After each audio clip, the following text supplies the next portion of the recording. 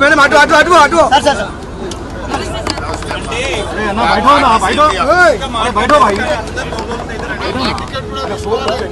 ఇంకా పెట్టానమ్మా కెమెరాలు మూతిలో పెట్టినా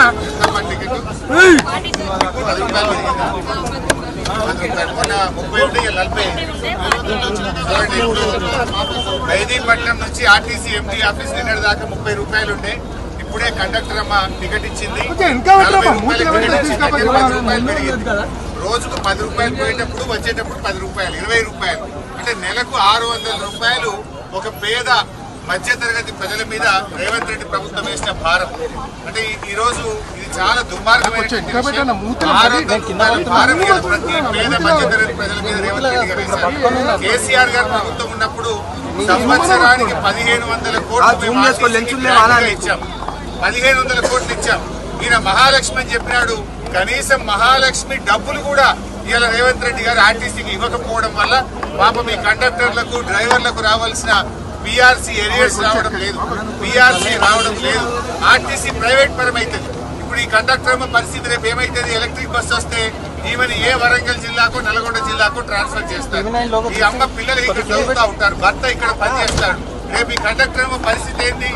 హైదరాబాద్ మొత్తం ప్రైవేట్ పరం చేసి ఎలక్ట్రిక్ బస్సులు పెట్టి ఆర్టీసీ బస్సులు లేకుండా చేసి హైదరాబాద్ లో పనిచేస్తున్న 12,000 డ్రైవర్ కండక్టర్లను ఇవాళ నిరాశ్రయులు చేసి హైదరాబాద్ నుంచి పంపే ప్రయత్నం చేస్తున్నావు. ఉప్పల్ డిపో అమ్మకానికి పెట్టినావు.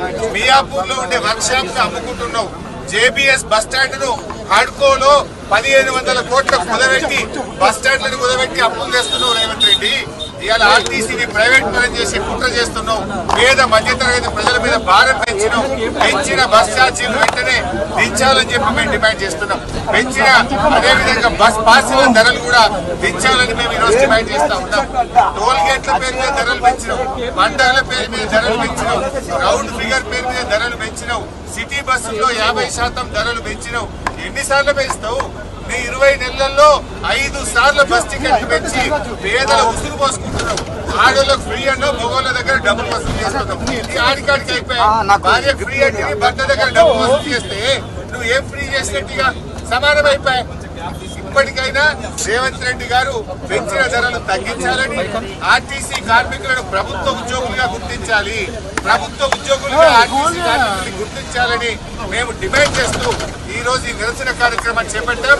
ఆర్టీసీ బస్ ఎక్కి ఆర్టీసీ ఎండీ ఆఫీస్ పోతాం. ఎండీ గారికి మెమోరాండం ఇచ్చి పెంచిన ఛార్జీలు దించాలి, ఆర్టీసీ కార్మికులను ప్రభుత్వ ఉద్యోగులుగా